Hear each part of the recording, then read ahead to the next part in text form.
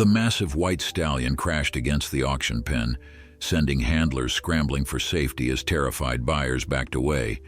But Frank Miller, with terminal cancer silently ravaging his body, raised his hand to bid when no one else would. In the horse's wild, desperate eyes, he saw his own reflection, a warrior fighting one last battle to prove his worth before time ran out. Before we continue, don't forget to subscribe to the channel, like the video, and comment where in the world you're watching from. Let's go. Thunder rolled across the vast expanse of the Kentucky countryside as the auction barn's wooden doors creaked open. Inside, the smell of hay and livestock permeated the air, mixing with the murmurs of anticipation from ranchers, breeders, and horse enthusiasts who filled the bleachers. Among them sat Frank Miller, a weathered veteran with calloused hands and eyes that had seen both war and peace. At 68, his once dark beard had long since turned silver, matching the color of his soul, resilient yet soft around the edges, like the mountains he called home. The auctioneer's voice rang through the microphone, announcing the next lot. Ladies and gentlemen, we have something unusual today. Lot number 47, a 5-year-old Percheron stallion, wild caught from the mountains, no documented lineage, no training. Starting bid at $500. The barn doors opened again and chaos erupted. In rushed a massive white stallion, nearly 18 hands high, his powerful muscles rippling beneath a coat that gleamed like fresh snow. His nostrils flared, and his eyes, wild with fear and distrust, darted around the room. Two handlers struggled to control him as he reared up, hooves pawing at the air, his mane flying like a battle flag. "Whoa, that's a monster, not a horse," someone shouted from the crowd. "Look at the size of him, probably kill you soon as look at you," another voice chimed in.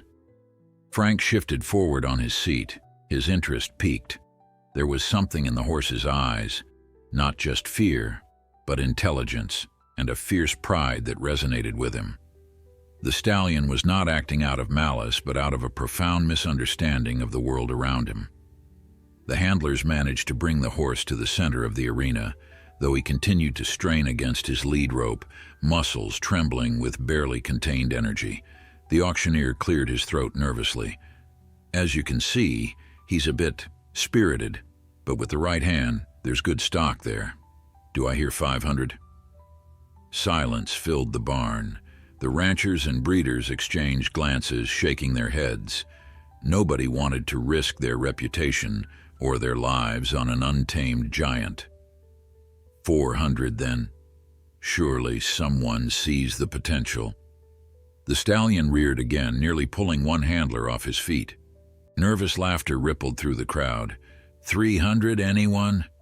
This is a purebred Percheron, folks, worth at least 2,000 broken and trained. Can't break what can't be caught, someone muttered loudly. Frank's gaze remained fixed on the horse. In those wild eyes, he saw a reflection of himself when he'd returned from Vietnam decades ago. Untrusting, misunderstood, full of power with nowhere to channel it. He'd been fortunate.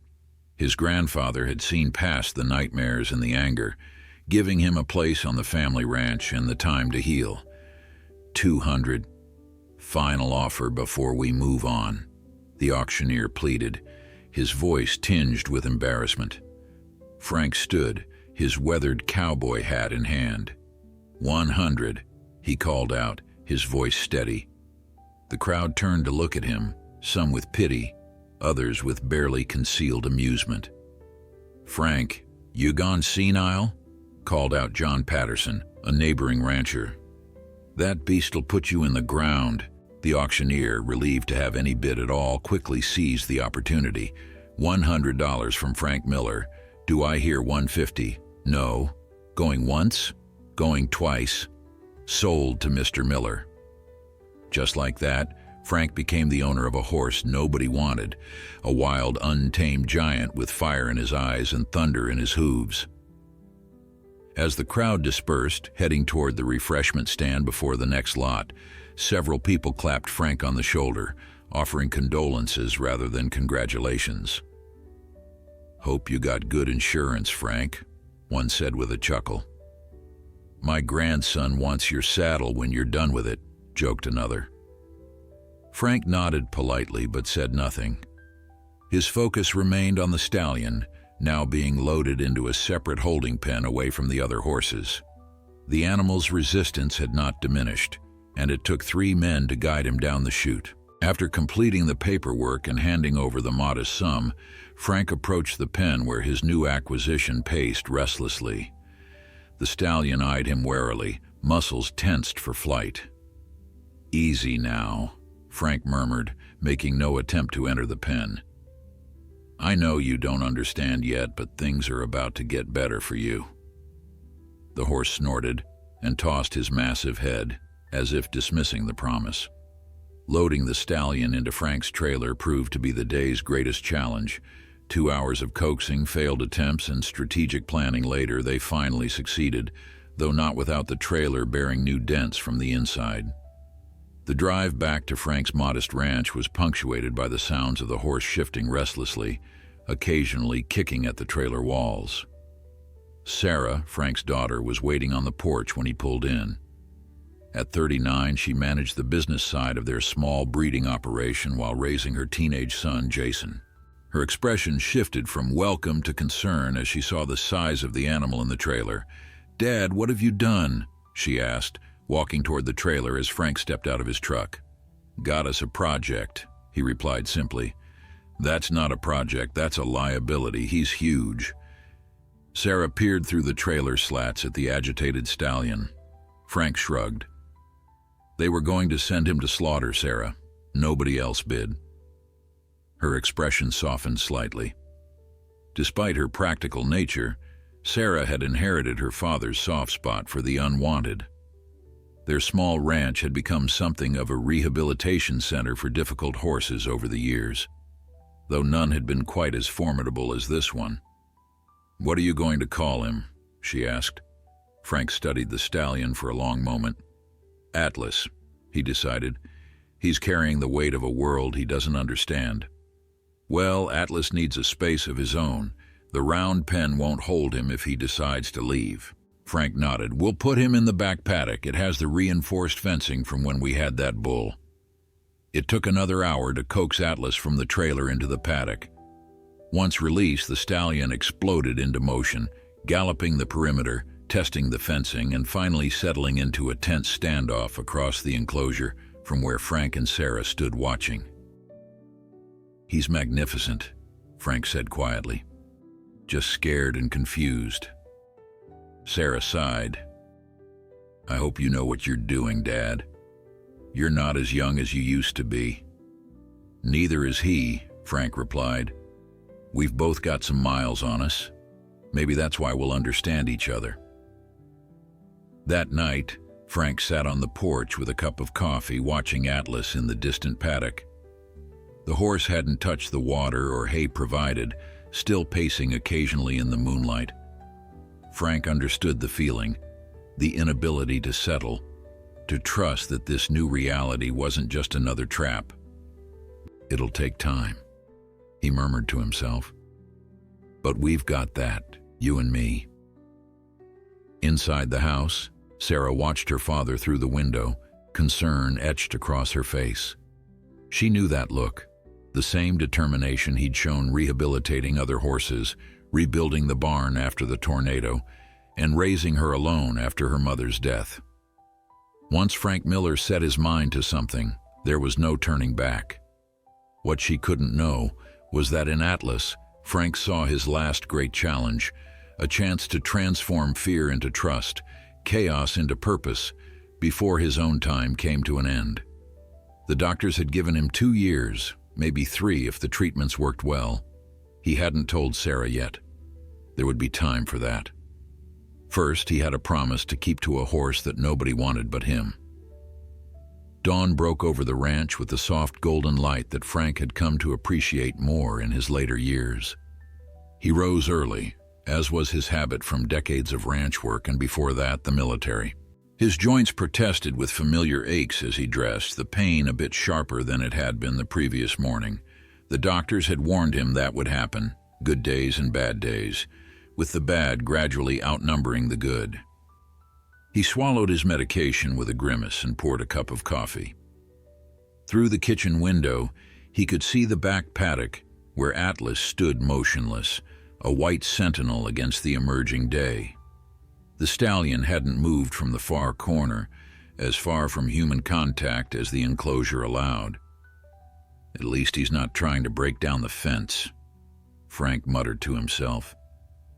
Yet, came Sarah's voice as she entered the kitchen, her hair still tousled from sleep. Jason's worried about you. Frank raised an eyebrow. Is that so? He heard Mr. Patterson at the feed store yesterday. Said you'd lost your mind buying that white devil, as he called it. Frank snorted.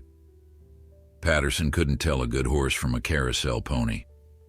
Dad, Sarah said, her voice softening as she poured her own coffee, what's this really about? We can't afford another project right now, especially one that might never pay off.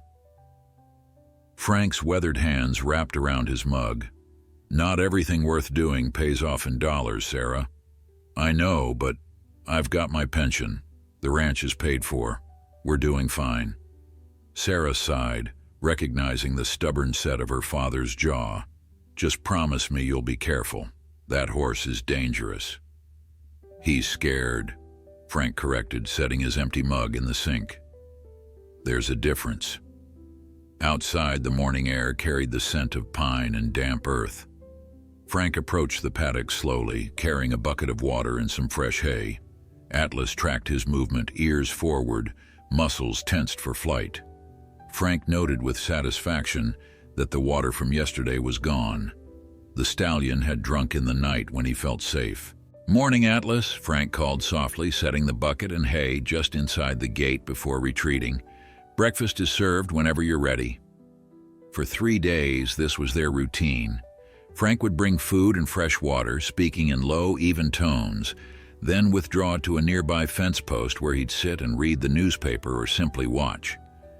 Atlas maintained his distance, approaching the offerings only when Frank was occupied elsewhere, or seemingly not paying attention. On the 4th morning, Jason joined his grandfather. At 15, the boy had his mother's practical nature, but Frank's patience with animals. He leaned against the fence, observing the massive white stallion.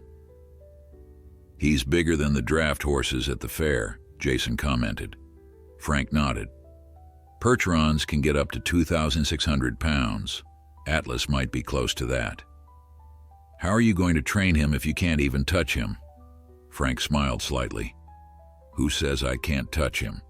Jason looked skeptical. He won't let you within 20 feet. Not yet, Frank agreed, but he will. That afternoon, Frank brought a folding chair to the paddock. He set it just inside the gate, closed the gate behind him, and sat down with a book. Atlas retreated to the far corner, snorting his disapproval at this invasion of his space. Just me, Frank said calmly, opening his book. You do your thing, I'll do mine. For 2 hours, Frank read while Atlas paced, watching him warily. When Frank finally stood to leave, his back stiff from sitting, he noted with satisfaction that the distance between them had decreased by several feet. Days turned into weeks. Frank's routine evolved, sitting in the paddock for longer periods, moving his chair incrementally closer to the center. Atlas's curiosity slowly began to overcome his fear. The stallion would sometimes approach within 10 feet, stretching his neck to investigate before darting away. Sarah watched these sessions from the house, concern etched on her face. One evening, as Frank returned, moving slower than usual after a particularly bad day of pain, she confronted him. The doctor called. You missed your appointment yesterday. Frank waved dismissively. I'll reschedule. You can't just ignore this, Dad. The treatments make me sick, Sarah.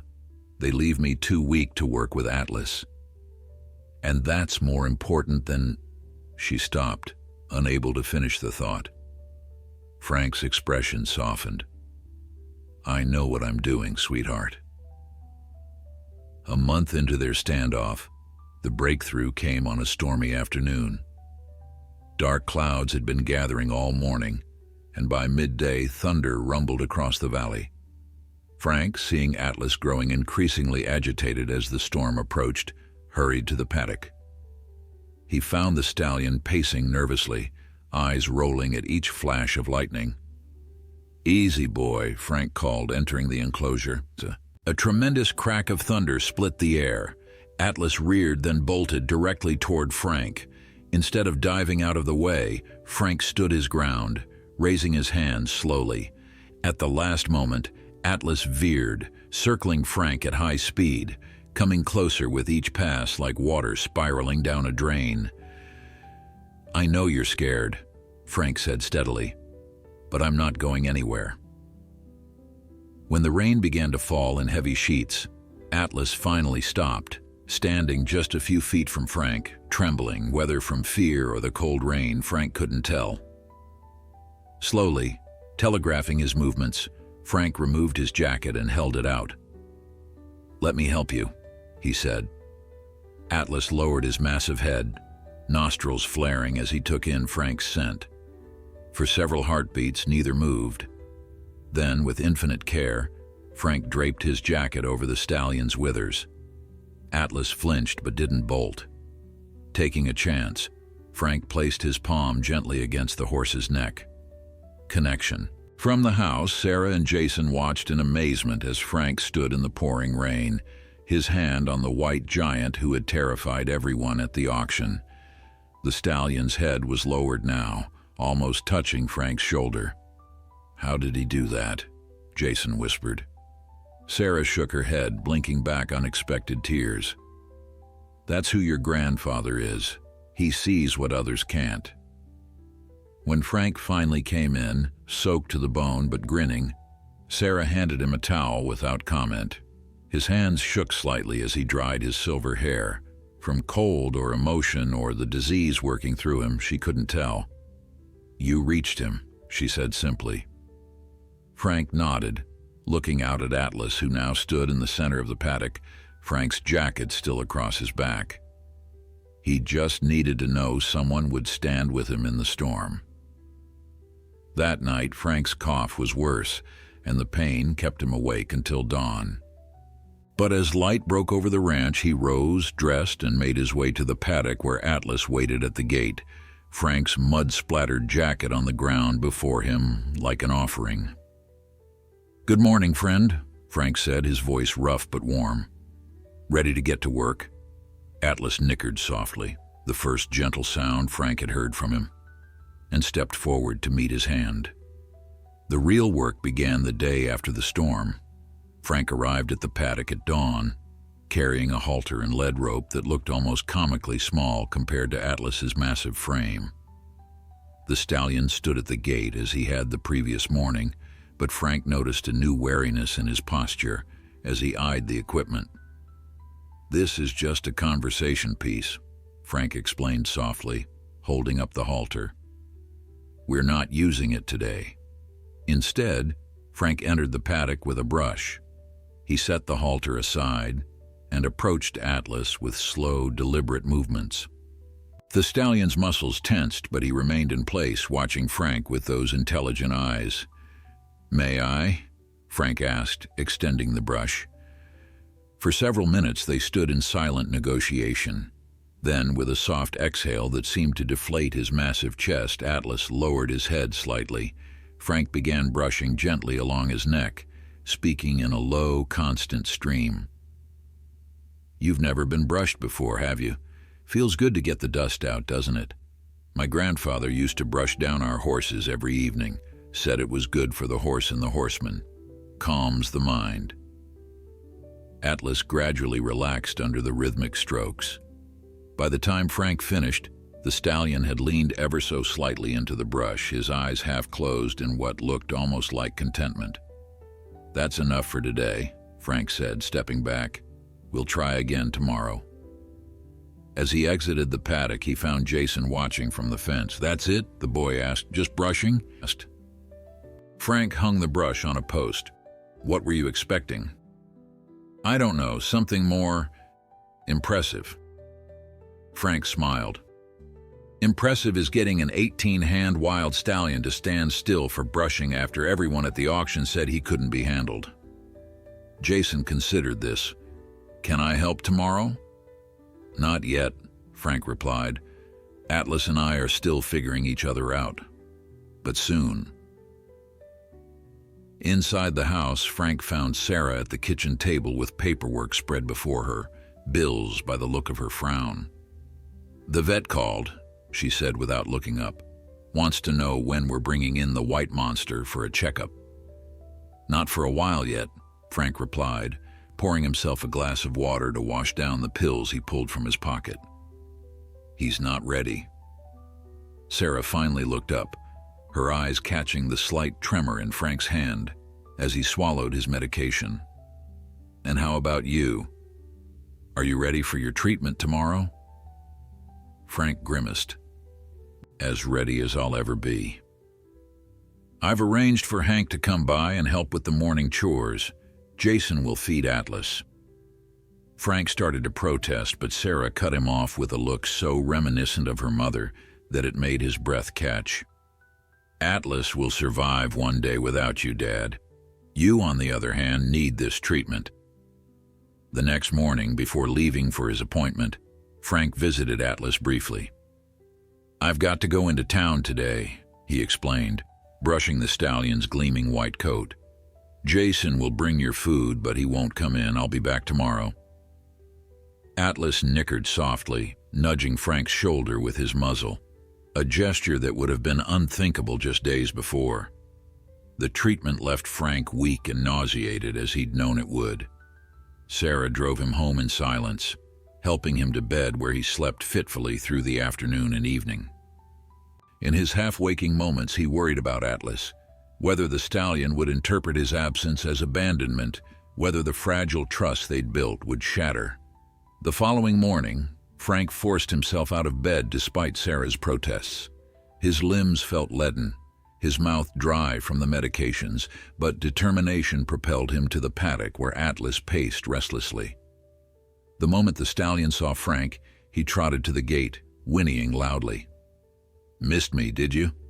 Frank asked, his voice weaker than he'd intended. Atlas stretched his massive head over the gate, nostrils flaring as he took in Frank's scent. Something in the horse's demeanor changed, a softening, an awareness. Frank could have sworn Atlas sensed his weakness. Moving slowly, Frank entered the paddock. He was too exhausted to do any real work, so he simply sat on the stump he'd placed in the center, expecting Atlas to keep his distance. Instead, the stallion approached cautiously and stood beside him, so close that Frank could feel the warmth radiating from his powerful body. They remained that way for nearly an hour. Frank too tired to move, Atlas standing sentinel beside him, as if guarding him in his vulnerability. When Sarah came to check on them, she found her father with his eyes closed, his hand resting lightly on Atlas's foreleg, the massive horse perfectly still. "Dad?" she called softly. Frank's eyes opened slowly. "I'm all right," he said. "Just resting with my friend." Sarah blinked back sudden tears. "I've never seen anything like it." "He's protecting you." Frank smiled weakly. "He understands more than most people give him credit for." The days following Frank's treatment established a new pattern. When Frank felt strong, they worked, progressing from basic handling to ground training, teaching Atlas to respond to voice commands and gentle pressure. When the pain and fatigue overwhelmed him, Frank would simply sit in the paddock and Atlas would stand nearby, sometimes grazing, sometimes watching, but always aware of Frank's presence. Word began to spread through the community about the unlikely bond between the Vietnam veteran and the wild white stallion. Some neighbors drove by slowly, hoping to catch a glimpse of the famous white monster that Frank Miller had somehow tamed. 6 weeks after the auction, John Patterson pulled his truck into Frank's driveway. Frank was in the paddock working with Atlas on leading exercises, the stallion following him with surprising delicacy for such a large animal. "Well, I'll be damned," Patterson called, approaching the fence cautiously. "You actually did it." Frank nodded a greeting. "He's doing most of the work." Patterson shook his head in wonder. "Never seen anything like it. That beast nearly took down the auction barn, and now he's following you like a puppy." "He's no puppy," Frank corrected. "He's a working horse who needed a job and someone to trust." "Well, I owe you an apology for what I said at the auction," Patterson admitted. "And I might owe you something else." He hesitated. "The Founders' Day Parade is next month. Committee's looking for impressive horses. That one would certainly qualify." Frank raised an eyebrow. "A parade? With crowds and noise?" "Think about it," Patterson said. "Could be good for both of you to show the county what you've accomplished." After Patterson left, Frank leaned against Atlas's solid shoulder, considering the invitation. A parade would mean training Atlas to tolerate crowds, loud noises, flags, and music. Challenges they hadn't yet faced. It would mean pushing both their limits. "What do you think, big guy?" Frank asked. "Ready to show everyone what you're made of?" Atlas snorted, pawing at the ground once as if in consideration.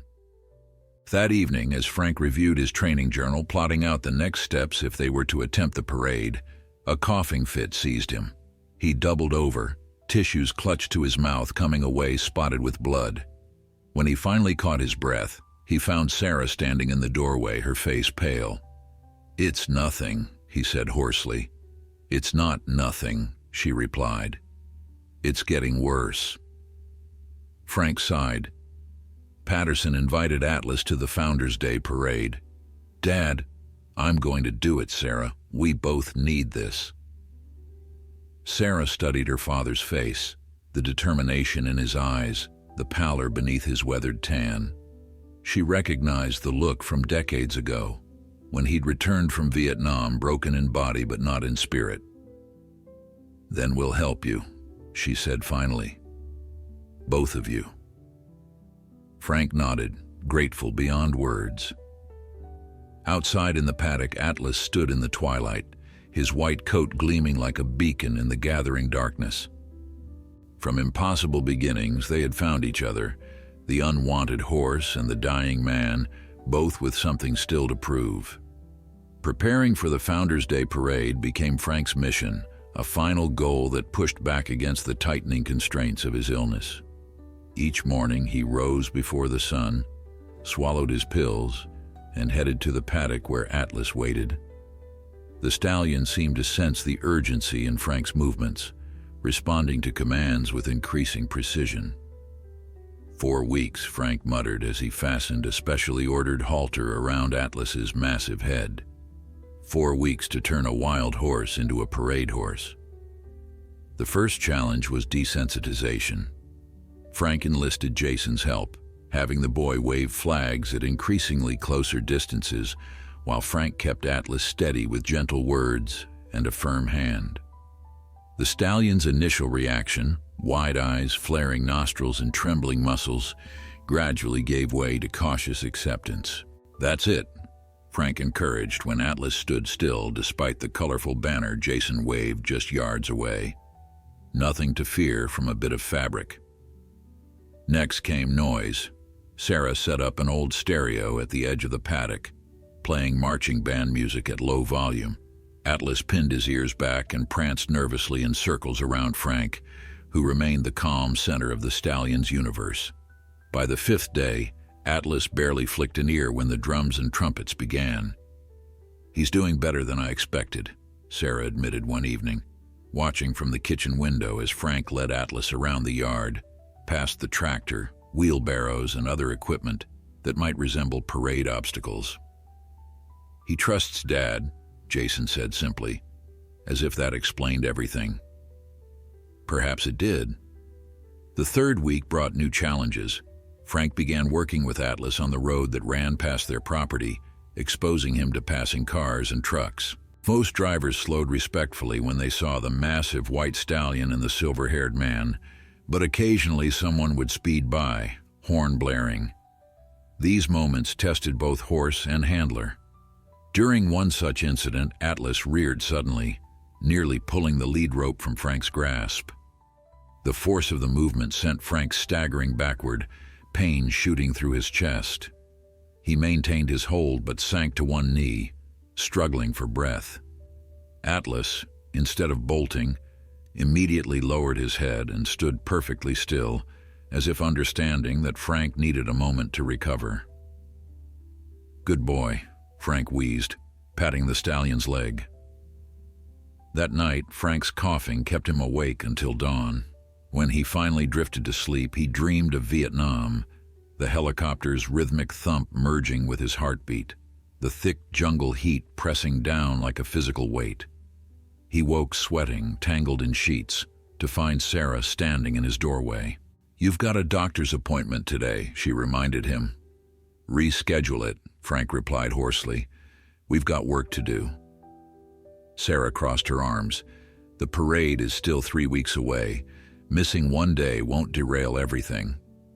"Every day counts now," Frank insisted, not specifying whether he meant for Atlas's training or his own dwindling time.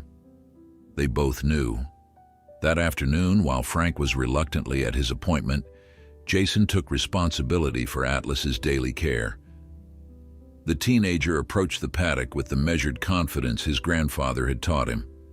"Hey, big guy," he called softly. "Grandpa's in town, so you're stuck with me." To his surprise, Atlas came directly to the gate, lowering his massive head as if expecting Jason to attach the lead rope. The boy felt a surge of pride. Atlas was accepting him. When Frank returned, exhausted from tests and difficult conversations with doctors, he found Jason grooming Atlas in the paddock. The stallion stood quietly, occasionally turning to nudge the boy with his muzzle when Jason hit a particularly itchy spot. "Looks like you two are getting along," Frank observed, leaning against the fence. Jason grinned. "He let me pick out his hooves and everything." Frank nodded, his throat tight with emotion.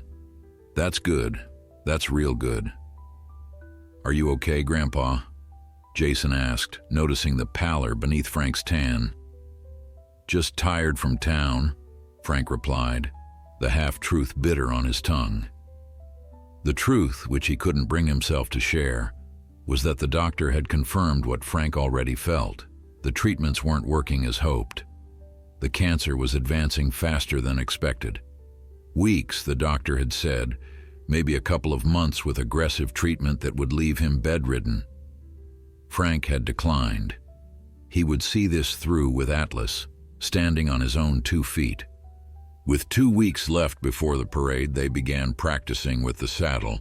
Frank had found an oversized draft horse saddle at an estate sale the previous year, one of those impulse purchases Sarah had gently chided him for, and now it found its purpose. Atlas eyed the heavy leather suspiciously at first, skittering sideways when Frank approached with it. But after a day of patient work, the stallion allowed it to rest on his back, the girth loosely fastened. "That's progress," Frank told Sarah that evening as they sat on the porch, watching the sunset paint the sky in brilliant oranges and pinks. "Tomorrow, we'll try to tighten the girth." Sarah studied her father's face in the fading light, noting the deep lines of fatigue and pain. "Dad, are you sure this parade is worth it? Maybe Atlas isn't ready for that kind of public appearance." Frank's gaze remained fixed on the horizon. "It's not about being ready, Sarah. It's about showing up, about proving everyone wrong." "Everyone? Or yourself?" Frank smiled faintly. "Maybe both." The evening before their first full riding attempt, a summer storm rolled in, reminiscent of the one that had first broken through Atlas's defenses. As lightning illuminated the paddock, Frank watched from the porch as Atlas stood calmly under the shelter they'd built, a far cry from the panicked horse of months before. "Tomorrow's the big day," he told the stallion when he brought out a late feed. "Think you can carry an old man like me?" Atlas nickered softly, pushing his nose against Frank's chest in what had become his gesture of reassurance. Morning brought clear skies and a sense of anticipation. Jason and Sarah gathered at the paddock fence as Frank led Atlas through the now familiar saddling process. This time he tightened the girth fully, checking and double-checking that everything was secure on the massive frame. "Moment of truth," Frank murmured. With careful movements that belied his deteriorating condition, he placed his left foot in the stirrup and swung his right leg over Atlas's broad back. The stallion tensed momentarily, then steadied, adjusting to this new weight and balance. Frank settled gently into the saddle, gathering the reins. "Forward," he commanded softly, applying the lightest pressure with his legs. Atlas took one hesitant step, then another. Frank's face broke into a smile that erased years of worry and pain. Sarah raised her phone to capture the moment, her father astride the magnificent white giant, both of them moving together as if they'd been partners for years instead of weeks. "He's riding him," Jason whispered in awe. "Yes," Sarah replied, her voice thick with emotion. "Yes, he is." As they completed their first slow circuit of the paddock, Frank looked down at Atlas's ears, perked forward attentively, and then at the horizon beyond the fence. "We might make it after all," he said to himself, one hand resting gently on the stallion's powerful neck. "We just might." Word of Frank's success with Atlas spread through the county like wildfire. The story of the untamable horse now carrying the aging veteran resonated with people, a testament to patience, faith, and second chances. Cars slowed more frequently on the road past the Miller property, passengers craning their necks hoping to glimpse the massive white stallion and his silver-haired trainer. Frank used the increased traffic as another training opportunity, gradually working Atlas closer to the road during their rides. The stallion's confidence grew with each session, his powerful strides becoming more assured, his responses to Frank's subtle cues more refined. To observers, it seemed miraculous. To Frank, it was simply the natural result of trust built day by day. The parade committee called again, Sarah mentioned one evening as she helped Frank down from Atlas's back. She pretended not to notice how her father's hands trembled with fatigue, how heavily he leaned on her as his feet touched the ground. "They want to know if you need any special accommodations." Frank shook his head. "Just a clear path. Atlas still gets nervous in tight spaces." What he didn't say was that his own strength was flagging. The rides that had started at an hour were now down to 20 minutes before the pain in his chest became too intense to ignore. Sarah saw it, though she respected his pride enough not to mention it. "The doctor called too," she said more quietly, leading Atlas to the water trough. "He wants you back in for—" "After the parade," Frank interrupted. "One thing at a time." 10 days before the Founders' Day parade, disaster struck. Frank was leading Atlas along the fence line when a neighbor's truck backfired loudly just beyond the property. The sound, like a gunshot, triggered something primal in Atlas and in Frank. The stallion reared violently, breaking free from Frank's grasp. In the same instant, Frank dropped to the ground, his mind momentarily transported back to the jungles of Vietnam, the sound of gunfire and the smell of fear overwhelming his senses. Jason, who had been replacing fence posts nearby, ran toward them. "Grandpa!" The boy's voice snapped Frank back to the present. He found himself kneeling in the dirt, heart racing, cold sweat beading on his forehead. Atlas had bolted to the far end of the paddock and was running along the fence line, head high, eyes wide with panic. "I'm all right," Frank insisted, as Jason helped him to his feet. "Just got startled." But they both knew it was more than that. The flashback had been intense, triggered by Atlas's fear and the explosive sound. For the first time, Frank wondered if he was being selfish, pushing himself and the horse toward a goal that might be beyond them both. Atlas remained agitated for hours, refusing to let anyone approach. Frank sat on a stump outside the paddock, watching the stallion pace, occasionally calling to him in a steady voice despite the exhaustion that weighed on his shoulders. "We've hit a setback," he admitted when Sarah brought him a thermos of coffee. "Maybe it's a sign," she suggested gently. "Maybe the parade isn't worth the risk." Frank sipped the hot coffee, his hands steadier now. "There's always risk, Sarah. The question is whether the reward justifies it." "And does it?" Frank's gaze followed Atlas's nervous movements. "It does for him. He deserves a chance to show what he's become." "And what about you, Dad? What do you deserve?" Frank smiled faintly. "To finish what I started." It took 3 days to rebuild Atlas's confidence. Frank approached the recovery methodically, starting with simple ground exercises before attempting to lead the stallion again. The backslide wasn't as severe as it might have been months earlier. The foundation they had built proved resilient. By the 4th day, Frank was able to saddle Atlas again, though he didn't immediately try to mount. Instead, he led the stallion to a fallen log beside the paddock fence. "Jason," he called to his grandson who was watching from the porch, "come give me a hand." Together, they positioned the log to create a makeshift mounting block. With Jason's support, Frank was able to climb onto Atlas's back without the strain of mounting from the ground. The teenager kept a steadying hand on his grandfather's leg until Frank nodded that he was secure. "Innovation and adaptation," Frank said with a wink. "First rule of survival." The parade was now just 6 days away. Frank increased their practice to include riding down the driveway and a short distance along the county road, exposing Atlas to more traffic and distractions. The stallion handled each new challenge with increasing composure, though Frank remained vigilant for signs of nervousness. During this time, Sarah quietly made preparations of her own. She spoke with the parade organizers, explaining her father's condition without betraying his privacy, ensuring there would be assistance available if needed. She arranged with John Patterson and other neighboring ranchers to ride alongside Frank and Atlas, providing a buffer between the giant stallion and the crowd. "You're doing all this behind my back?" Frank asked when he discovered her efforts. "Not behind your back," Sarah corrected, "just without bothering you with details." Frank's expression softened. "You're too good to me, daughter." "I learned from the best," she replied, straightening the collar of his shirt in a gesture that reminded them both of times when she was a little girl and he seemed invincible. 2 days before the parade, a reporter from the county newspaper arrived at the ranch. Frank, who normally avoided publicity, agreed to the interview at Sarah's urging.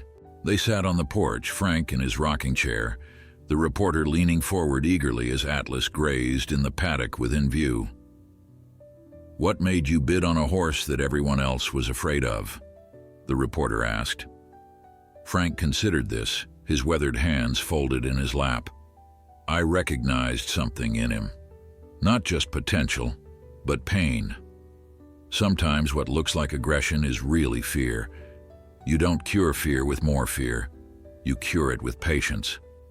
Some people are calling it a miracle transformation."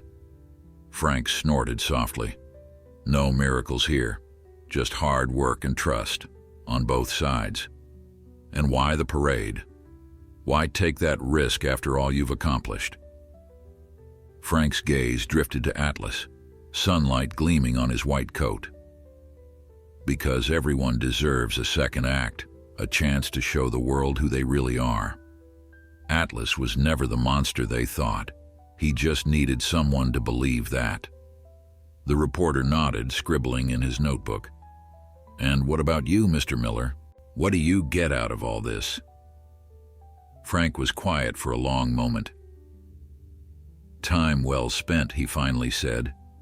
The resulting article appeared the next day under the headline, "War Veteran and Untamable Horse Find Redemption Together." The story painted a vivid picture of Frank's patient transformation of Atlas from feared outcast to parade-worthy mount.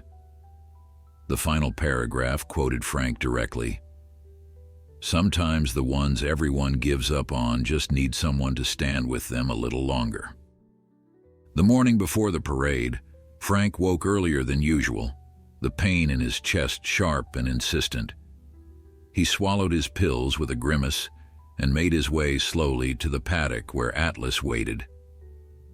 The stallion's ears pricked forward at his approach, his greeting nicker now familiar and comforting. Frank rested his forehead against Atlas's broad neck. "Big day tomorrow, old boy. You ready to show them what you're made of?" Atlas nudged him gently, as if sensing the weight of the moment. "Me too," Frank whispered. "Me too."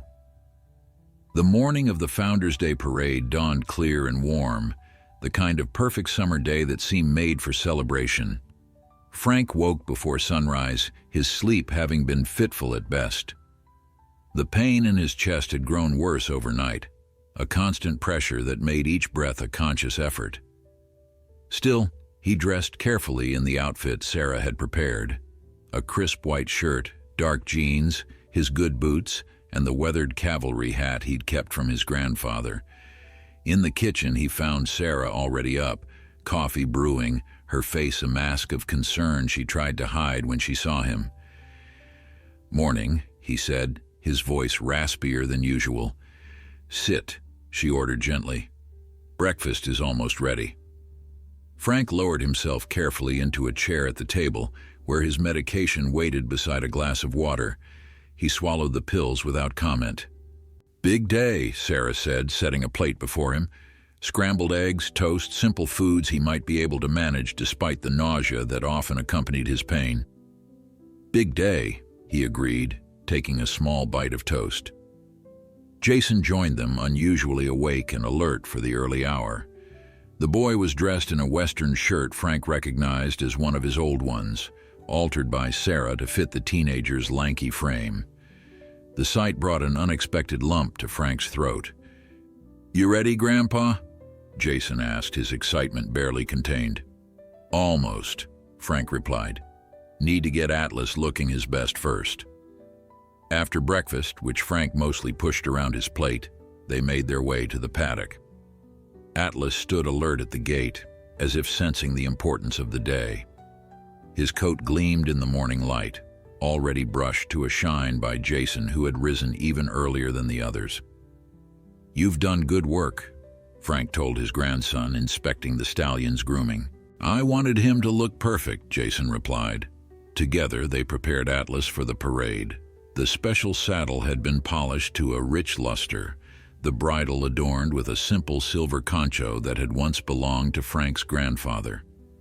Sarah had braided red, white, and blue ribbons into Atlas's mane, not too many, just enough to signify the occasion. As Frank went through the familiar motions of saddling Atlas, his hands occasionally faltered with weakness. Without comment, Jason stepped in each time, taking over the heavier tasks while allowing his grandfather to maintain his dignity. The unspoken collaboration between them spoke volumes about the boy's growing maturity. When Atlas was fully tacked, Frank turned to Sarah. "The trailer ready?" She nodded. "John Patterson is bringing it. Should be here any minute." As if on cue, they heard the rumble of Patterson's truck turning into the driveway. The neighbor had volunteered his large horse trailer for the day, knowing that Frank's smaller one would be cramped for Atlas's massive frame. Loading went more smoothly than anyone expected. Atlas, who once would have fought the confinement, walked calmly up the ramp with Frank leading him, standing quietly as they secured the trailer for transport. "I'll ride with him," Frank announced, making it clear this wasn't open for debate. Sarah started to protest but stopped herself. Instead, she helped her father into the trailer, watching as he settled on the small bench beside Atlas. The stallion lowered his head, nudging Frank's shoulder in what had become his gesture of reassurance. "We'll follow right behind you," Sarah promised, closing the trailer door. The drive to town passed in a cocoon of quiet. Frank sat with one hand resting on Atlas's foreleg, feeling the occasional tremble run through the stallion's powerful body. He spoke softly, reminding Atlas of all they had overcome, of the trust they had built, of the journey that had brought them to this day. In town, the streets were already lined with spectators, families setting up chairs along the parade route, children waving small flags in anticipation. Patterson parked in the staging area where other parade participants were gathering, high school bands tuning instruments, vintage cars being polished, local organizations arranging their floats. When the trailer door opened, Frank blinked against the sudden sunlight. Sarah and Jason were there, along with Patterson and two other neighboring ranchers who had come to ride as escorts. Frank noticed with surprise that several other people had gathered around as well, drawn by the story in the newspaper or simple curiosity about the famous white monster and the man who had tamed him. "Ready?" Sarah asked, offering her arm for support as Frank descended the ramp. He nodded, though in truth he felt anything but ready. The pain in his chest had intensified during the drive, and his legs seemed less steady than usual. Still, he straightened his shoulders and approached the back of the trailer, where Jason was carefully leading Atlas down the ramp. The stallion emerged into the sunlight, his white coat almost blindingly bright, his size drawing gasps from onlookers. Standing at his full 18 hands, Atlas towered over the other horses in the staging area.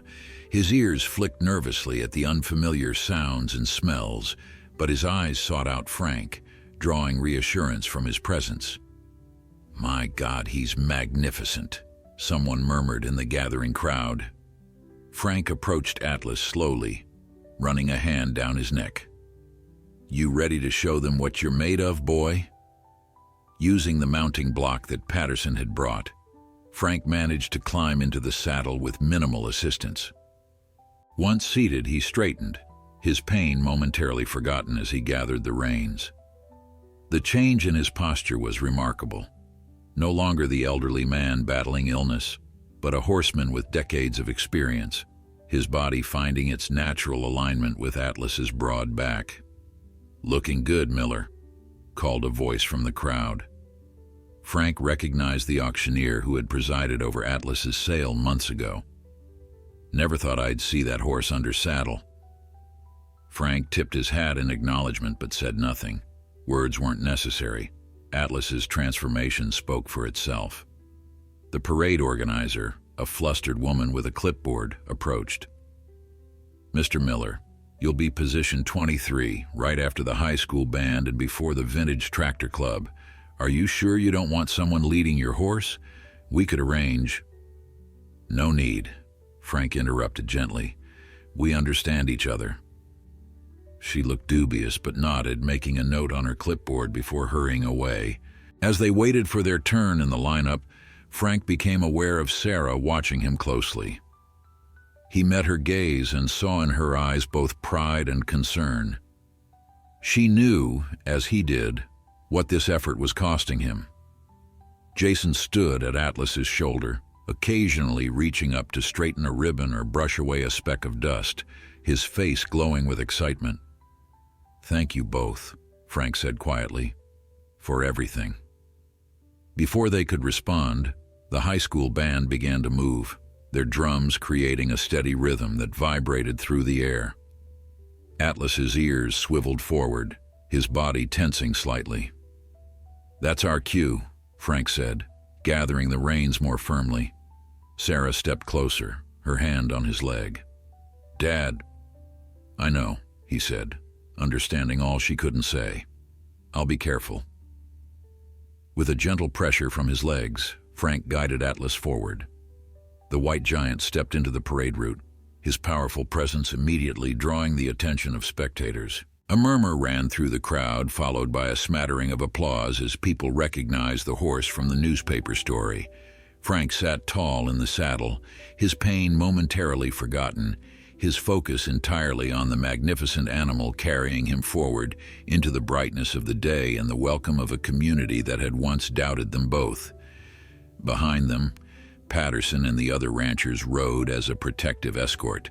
Ahead lay the parade route, lined with faces turned toward them in wonder. Atlas, sensing the importance of the moment, arched his neck and lifted his feet in a proud, measured stride.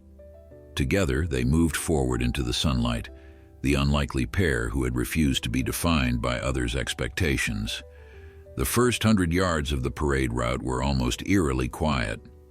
Spectators who had read the newspaper story or heard the rumors about the white monster and his elderly trainer fell silent as Atlas passed, many rising from their seats for a better view. The stallion moved with a dignified cadence, his massive hooves striking the pavement with measured precision, his neck arched proudly as if aware he was the center of attention. Frank sat straight in the saddle, one hand resting lightly on his thigh, the other holding the reins with the practiced ease of a lifetime horseman. To casual observers, he appeared the picture of confidence. Only Sarah, following in a golf cart provided by the parade committee, could see the tension in his shoulders, the occasional grimace that flashed across his face when a particularly sharp pain hit. As they approached the town square, the crowd grew denser and louder. Children waved flags enthusiastically. Occasional shouts and whistles punctuated the air, and the high school band ahead of them struck up a new march with a crash of cymbals. Atlas's ears flicked nervously, his stride faltering for just a moment. "Easy, boy," Frank murmured, his voice barely audible above the commotion. He shifted his weight slightly, leaning forward to stroke Atlas's neck. "Nothing here can hurt you." The stallion seemed to draw strength from Frank's calm assurance. His steps steadied, and he continued forward, past the waving flags and pointing children. Frank could feel the subtle tremors running through the powerful body beneath him, the contained energy of a horse fighting his instinct to flee. Yet Atlas trusted him enough to keep moving forward, one deliberate step after another. "Look at that horse, Gum," a child shouted, pointing. "He's huge." "That's Atlas," another voice responded, the one from the newspaper. As they progressed down Main Street, recognition rippled through the crowd. People who had read the article pointed and explained to their neighbors. Frank heard snippets of conversation, some accurate, some wildly embellished versions of their story. They said he nearly killed 3 men at the auction. Couldn't even get a saddle on him for months. "The old man's dying of cancer, you know." That last comment made Frank wince slightly. He hadn't wanted his illness to become public knowledge, but in a small community, such secrets rarely remained hidden for long. He straightened his shoulders, determined not to show weakness. Today wasn't about his illness, it was about Atlas's triumph. Halfway through the parade route, they approached the judging stand, where local officials and dignitaries sat in folding chairs beneath a canopy. The parade organizer had informed Frank that all participants would pause briefly for announcements and recognition. As the high school band stopped and played a short piece, Frank prepared Atlas for the wait. "Whoa," he said softly, applying gentle pressure to the reins. Atlas halted, standing perfectly still, despite the continuing music and movement around them. Frank patted his neck, immensely proud of how far they had come. The pause, however, gave Frank's pain a chance to catch up with him. Without the focus of constant movement, he became acutely aware of the burning pressure in his chest, the weakness spreading through his limbs. He shifted in the saddle, trying to find a more comfortable position without success. Sarah, watching from the golf cart, saw her father's discomfort and motioned to Jason. The boy quickly approached, carrying a water bottle. "Grandpa," he called softly. "Water?" Frank reached down gratefully, taking a small sip. The cool liquid helped, though not as much as the concern in his grandson's eyes. "Thanks, son." "You're doing great," Jason said. "Both of you." Before Frank could respond, the announcer's voice boomed from the loudspeakers. "Ladies and gentlemen, we have a special entry in our parade today. Atlas, once known as the untamable white giant, and his trainer, local veteran Frank Miller. Just 6 months ago, this magnificent Percheron was considered too dangerous to handle. Today, he demonstrates the power of patience, skill, and second chances. Let's hear it for Frank and Atlas." The crowd erupted in applause and cheers. Atlas's ears swiveled anxiously at the sudden noise, but he remained steady, drawing confidence from Frank's calm presence on his back. Frank touched the brim of his hat in acknowledgement, his throat tight with unexpected emotion. As they moved forward again, Frank became aware of a change in the atmosphere. The crowd was no longer just watching, they were actively cheering for Atlas, calling out encouragement and praise. Children pointed in wonder, and Frank heard more than one parent using their story as an impromptu lesson about perseverance and kindness. "See, nobody wanted that horse, but that man believed in him. That's what happens when you don't give up." Frank felt a surge of pride that momentarily eclipsed his pain. They had done more than prove Atlas could be trained. They had become a symbol of something larger, the possibility of transformation, of finding value in what others discard. The final stretch of the parade route led through the oldest part of town, past the original courthouse and toward the fairgrounds where participants and spectators would gather for the closing ceremony. Frank could feel Atlas's stride lengthening slightly, sensing the end of their journey. The stallion had performed flawlessly, better than Frank had dared hope. Just as they approached the fairgrounds entrance, a group of children released a cluster of helium balloons. The colorful orbs shot upward directly in front of Atlas, accompanied by excited shrieks. It was exactly the kind of surprise they had trained for. But in the heightened atmosphere of the parade, with Atlas already on edge from sustained stress, it proved one challenge too many. The stallion reared, his front hooves pawing at the air, his massive body rising beneath Frank. For a terrifying moment, spectators gasped, expecting disaster, the elderly man thrown, the horse bolting through the crowd. Instead, Frank moved with Atlas, his body instinctively adjusting to the sudden shift, one hand gripping the saddle horn, the other maintaining gentle contact on the reins. "Easy, Atlas," he called, his voice remarkably steady despite the strain. "Easy now." Atlas came back to all fours, trembling but under control. Frank leaned forward, stroking his neck, murmuring reassurances. The crowd, which had fallen silent in fear, now broke into spontaneous applause. "That's horsemanship," someone called out. But the effort had cost Frank dearly. As they completed the final yards to the fairgrounds, the pain in his chest intensified to a crushing pressure. His vision blurred at the edges, his hands growing numb on the reins.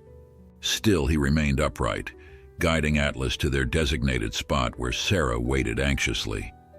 Only when they came to a complete stop did Frank allow himself to slump slightly. "Sarah," he called, his voice barely audible. She was at his side instantly, recognizing the gray pallor of his face. "Dad?" "Need to get down," he managed, his breath coming in short gasps. With Patterson's help, Sarah guided Frank from the saddle, supporting him as his legs buckled. Jason rushed forward to take Atlas's reins, the boy's face pale with worry. "Get him to the first aid tent," Patterson directed. "I'll call an ambulance." As they helped Frank toward the medical tent, he glanced back at Atlas. The stallion stood quietly with Jason, watching Frank's departure with attentive eyes. "Take care of him," Frank told his grandson, each word an effort. "I will, Grandpa," Jason promised. "You did it. You both did it." Frank managed to smile through the pain. "Yes," he whispered. "We did." Then the world tilted sideways, darkness closing in at the edges of his vision. The last thing he heard was Sarah's voice, urgent and frightened, calling his name. White walls, antiseptic smell, the steady beep of monitors. Frank drifted into consciousness in the county hospital's ICU.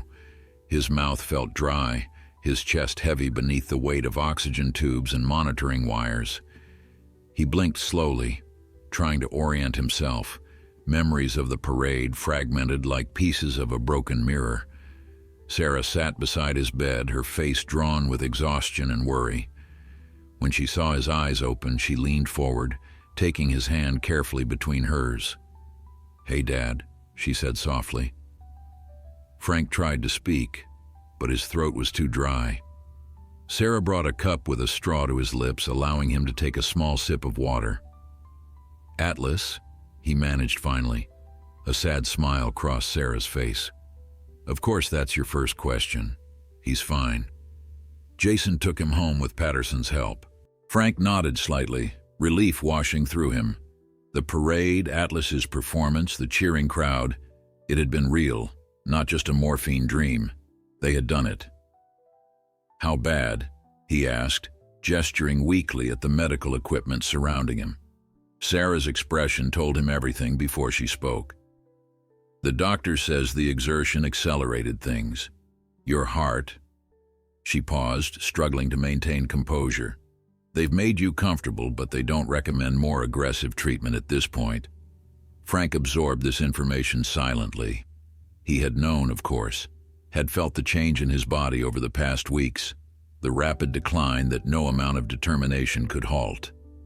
Yet having it confirmed brought a strange sense of peace. He had accomplished what mattered most to him.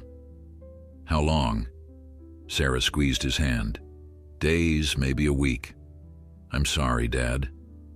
Frank closed his eyes briefly, then looked at his daughter with remarkable clarity. "Don't be sorry, I'm not." Back at the ranch, Jason led Atlas into the familiar paddock. The stallion was subdued, as if sensing something was amiss in the absence of the man who had become his center. The boy removed the saddle and bridle with the careful attention his grandfather had taught him, then brushed Atlas's coat until it gleamed in the late afternoon sun. "Grandpa's sick," Jason explained as he worked, his voice occasionally catching. "But he'll be proud of how you did today." Everyone was amazed. Atlas lowered his massive head, nudging the boy's shoulder gently. The gesture, so reminiscent of the way the stallion interacted with Frank, brought tears to Jason's eyes. "I don't know if I can do this without him," he admitted.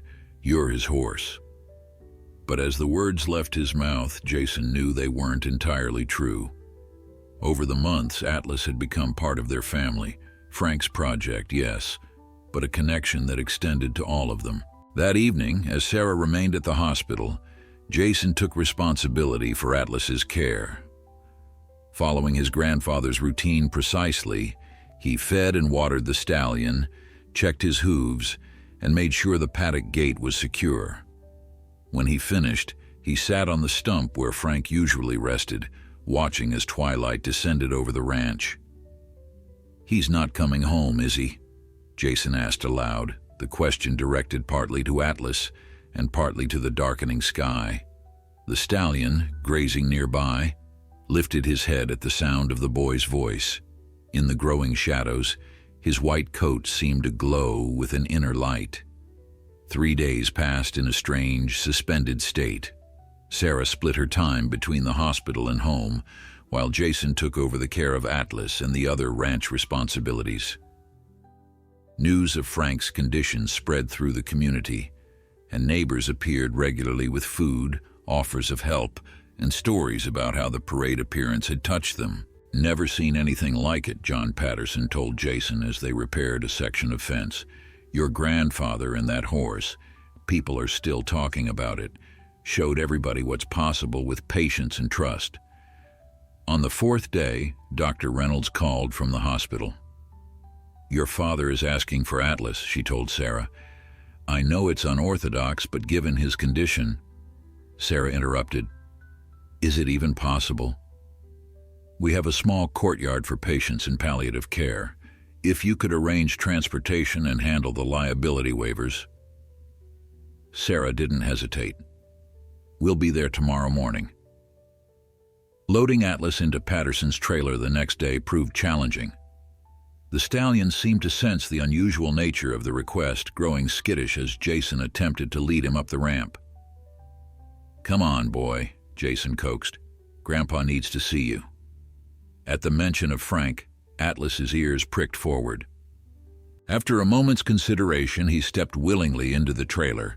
The hospital staff had prepared as best they could, clearing a path from the parking area to the courtyard and stationing additional personnel along the route. Still, the sight of a massive Percheron being led through hospital grounds drew stares and whispers from patients and visitors alike. "That's Atlas," someone explained to a bewildered visitor. "He's here for Frank Miller." The courtyard was small but private, enclosed by the hospital's wings on 3 sides. A hospital bed had been wheeled out, positioned beneath the shade of a lone maple tree. Frank lay there, oxygen tubes in his nose, an IV in his arm, looking frailer than Sarah had ever seen him. Yet when the courtyard door opened and Jason appeared leading Atlas, Frank's eyes lit with a spark of their old vitality.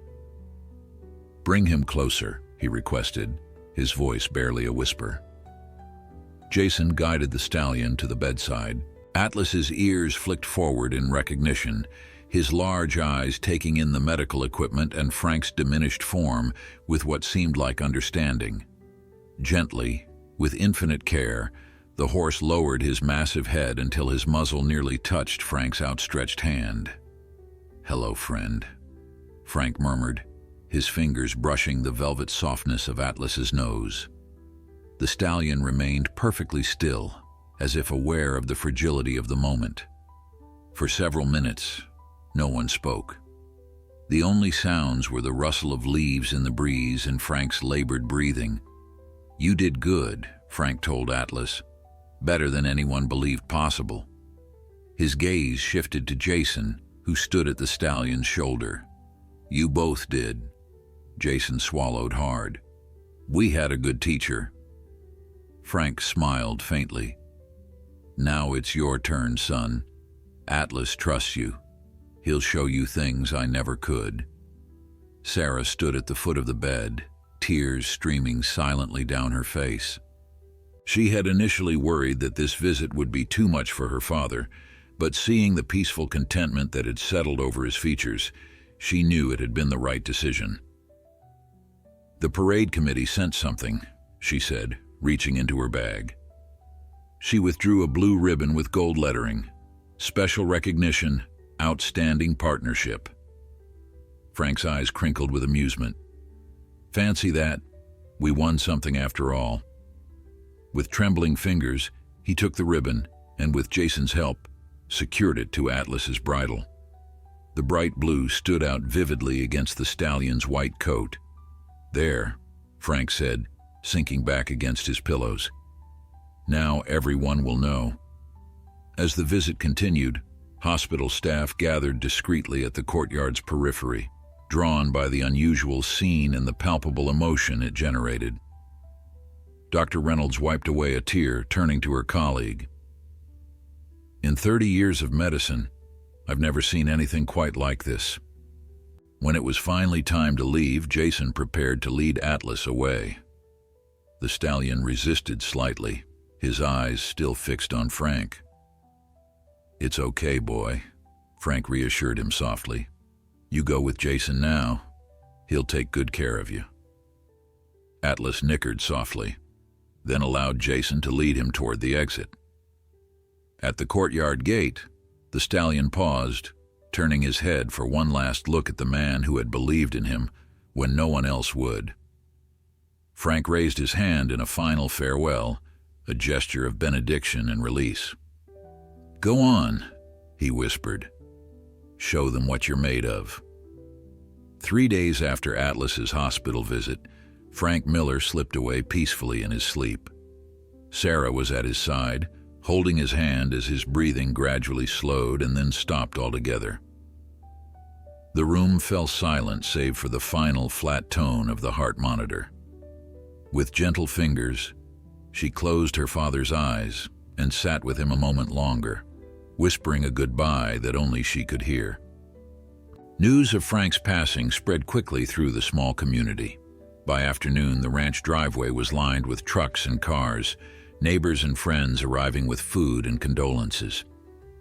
Many brought stories of how Frank had touched their lives, fixing a fence during hard times, offering advice on a difficult horse, simply being there with quiet strength when words weren't enough.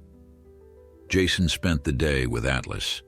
While well-meaning visitors filled the house, the teenager retreated to the paddock where the white stallion stood watching the unusual activity from a distance. The boy sat on Frank's stump, his grandfather's old training journal open on his lap, though he wasn't really reading it. "He's gone, Atlas," Jason said finally, his voice breaking on the words. "Grandpa's gone." The stallion approached slowly, lowering his massive head to nudge Jason's shoulder, the same gesture of comfort he had often shared with Frank. The boy reached up to stroke Atlas's neck, finding solace in the horse's solid presence. "I don't know if I can do this," he admitted. "Grandpa knew things I don't know. He understood you." Atlas stayed beside him as the afternoon shadows lengthened into evening, as if standing guard over the boy's grief. When Sarah finally came to find her son, she discovered them just as twilight was falling. Jason leaning against the stallion's shoulder, Atlas standing perfectly still, accommodating the boy's need for support. The funeral was held 3 days later at the small church Frank had attended sporadically over the years. The building couldn't contain the crowd that gathered, many standing outside in respectful silence as the service proceeded. Frank's simple casket was adorned with a spray of wildflowers from the ranch and, at Jason's insistence, the blue ribbon from the parade. Sarah spoke briefly, her voice steady despite her grief. "My father believed in second chances," she told the assembled mourners. "He saw value where others saw only problems. He taught us that patience and kindness aren't just virtues, they're practical tools for transformation." Back at the ranch, a surprising number of visitors made their way to Atlas's paddock after paying their respects at the house. They stood at the fence, watching the magnificent white stallion who had become something of a local legend. Atlas seemed to sense the solemnity of the occasion, standing alert but calm, occasionally approaching the fence when Jason appeared. "He's different without Frank," John Patterson observed, watching the interaction between boy and horse. "But he's accepting the change. Your father would be proud." In the days following the funeral, Jason began to establish his own routine with Atlas. Each morning, he arrived at the paddock before school, mucking out, providing fresh hay and water, checking the stallion's hooves and coat. In the afternoons, he returned, Frank's training journal in hand, determined to continue the work his grandfather had started. The first time Jason attempted to saddle Atlas alone, he encountered unexpected resistance. The stallion, who had accepted the saddle readily for Frank in recent months, sidled away, snorting nervously. "Come on, Atlas," Jason pleaded, frustration edging his voice. "You know this saddle." After several failed attempts, the boy dropped to sit on the ground, tears of frustration and grief welling in his eyes. "I can't do it," he muttered. "I'm not Grandpa." Sarah, who had been watching from a distance, approached quietly. "No, you're not," she agreed, sitting beside her son. "And Atlas knows that. You can't just pick up exactly where Dad left off." "Then what do I do?" Jason asked, defeat heavy in his voice. "Start your own relationship with him," Sarah suggested. "Dad didn't train Atlas by forcing things, he built trust day by day." Jason considered this, looking up at Atlas, who had moved closer, watching them with attentive eyes. "So I need to start over?" "Not completely over, but you need to find your own way with him." The next day, instead of immediately attempting to saddle Atlas, Jason simply spent time in the paddock, grooming the stallion, talking to him as Frank had done. He read aloud from his grandfather's journal, sharing the observations and insights Frank had recorded during their months together. "Grandpa wrote that you like being brushed under your mane the best," Jason told Atlas, trying the spot Frank had noted. The stallion lowered his head slightly, leaning into the brush, confirming the observation. Day by day, Jason and Atlas established their own connection. It was different from what the stallion had shared with Frank, less intuitive perhaps, more methodical, but genuine nonetheless. When Jason finally saddled Atlas successfully 2 weeks later, the achievement brought tears to his eyes. "We did it," he told the stallion, resting his forehead briefly against Atlas's solid neck. "He would have been proud of us." As summer faded into fall, Sarah noticed a change in her son. The responsibility of caring for Atlas had matured him, given him purpose during the difficult months of grief. She found him one evening in Frank's office, carefully organizing the old training journals and reference books that lined the shelves. "What are you doing with all that?" she asked. Jason looked up, a seriousness in his eyes that reminded her painfully of her father. "Learning. Grandpa knew so much and he wrote a lot of it down. I need to understand it if I'm going to train horses someday." Sarah raised an eyebrow. "Is that what you want to do?" "I think so," Jason replied. "Not right away. I know I need to finish school first, but eventually. Grandpa showed me that it's important work." Sarah nodded, unexpected emotion tightening her throat. Frank's legacy was finding new life in ways she hadn't anticipated. The following weekend brought an unexpected visitor to the ranch. Dr. Reynolds, the physician who had cared for Frank during his final days, pulled into the driveway in a mud-splattered pickup truck. She had a teenage daughter with her, a girl with Down syndrome who immediately brightened at the sight of the white stallion in the paddock. "I hope we're not intruding," Dr. Reynolds said as Sarah greeted them. "Emma hasn't stopped talking about Atlas since she saw him at the hospital. I wondered if she might be able to meet him." Jason, who had been working with Atlas on lead line exercises, brought the stallion to the fence. Emma's face lit up with delight as Atlas stretched his massive head toward her. "He's so big," she exclaimed, her hand hovering hesitantly near his muzzle. "It's okay," Jason assured her. "He's gentle. My grandpa taught him to be careful with people." With careful supervision, Jason helped Emma offer Atlas an apple, showing her how to hold her hand flat. The stallion's soft lips tickled her palm as he delicately took the treat, making her giggle with delight. Dr. Reynolds watched, visibly moved.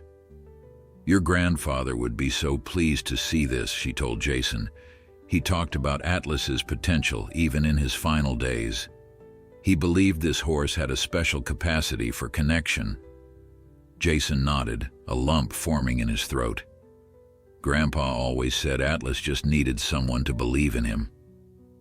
As they watched Emma gently stroking Atlas's nose, Sarah smiled through tears that came unexpectedly. "I think Frank would say the same thing about all of us." 2 years passed. The seasons turned, bringing changes to the Miller Ranch and its inhabitants. The small breeding operation that Frank had started decades before continued under Sarah's careful management, but with a new focus inspired by her father's final chapter. On a bright spring morning, 18-year-old Jason stood beside Atlas in the same auction barn where Frank had first bid on the white monster that no one else wanted. The massive Percheron, now 8 years old and in his prime, stood calmly beside the teenager, his white coat gleaming under the lights, his posture regal but relaxed. "Nervous?" Sarah asked, straightening Jason's collar.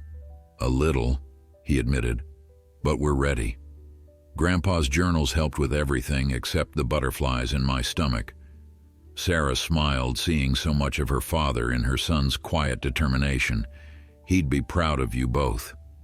The occasion was the county's annual draft horse exhibition and auction, an event that had grown substantially in prestige over the past 2 years, partly due to Atlas's story, which had spread well beyond their small community. People who had never considered draft horses suddenly found themselves interested in these gentle giants, drawn by the tale of transformation that had been chronicled first in the local paper, then picked up by regional publications, and finally featured in a national horse magazine. Today, Atlas wasn't for sale. Far from it. He was the featured demonstration, a living testament to what patience and understanding could achieve. And Jason, no longer the uncertain teenager, but a young man beginning to make his own mark, would be guiding him through the exhibition. "Ladies and gentlemen," the announcer's voice boomed through the speakers, Please welcome to the ring Atlas, the Percheron stallion, who changed how we think about problem horses, and his handler, Jason Miller. Applause filled the barn as Jason led Atlas into the ring. Unlike the first time Atlas had entered this space, there were no frightened handlers, no rearing or snorting, no fearful spectators. Instead, the stallion moved with calm dignity beside the young man, their partnership evident in every synchronized step. For the next 15 minutes, Jason put Atlas through a series of demonstrations, groundwork, liberty movements where the stallion worked without restraint, responding solely to Jason's voice and subtle gestures, and finally, riding patterns that showcased the horse's power and precision. Throughout it all, Atlas performed with a focus and willingness that drew murmurs of appreciation from the crowd. "This is the same horse that nearly tore down this very barn just a few years ago," the announcer reminded everyone. Deemed untrainable and dangerous, he was headed for slaughter until Vietnam veteran Frank Miller saw something in him worth saving. Though Mr. Miller passed away shortly after their memorable appearance in the Founders' Day Parade, his grandson, Jason, has continued his legacy. When the demonstration concluded, the applause was thunderous. Jason led Atlas to the center of the ring, removing his hat in acknowledgement of the crowd's appreciation, his hand resting lightly on the stallion's powerful neck. Back in the preparation area, Sarah waited with Dr. Reynolds, who had become a friend to the family over the intervening years. "That was remarkable," the doctor said as Jason approached with Atlas. Frank would have been speechless. Jason grinned, patting Atlas's shoulder. "I doubt that. Grandpa always had something to say, especially about horses." "Well, he would have been right to brag about this one," Dr. Reynolds replied. "And about you." As they prepared to load Atlas for the journey home, a man in an expensive suit approached. Jason recognized him immediately, Martin Holbrook, owner of one of the largest equestrian training facilities in the state. "Impressive work with that stallion," Holbrook said, extending his hand to Jason. "Your grandfather's methods clearly work. I'd be interested in having you come demonstrate them at my facility." Jason shook the offered hand, surprise evident on his face. "I'm still learning myself, sir." "Sometimes those still learning make the best teachers," Holbrook replied. "They remember what it's like not to know." He handed Jason a business card. "Think about it. My clients would benefit from seeing what can be accomplished with patience instead of force." After Holbrook departed, Jason stared at the card in his hand, then looked at Atlas, who was contentedly munching hay from a net attached to the trailer. "Did that just happen?" he asked Sarah. She nodded, pride shining in her eyes.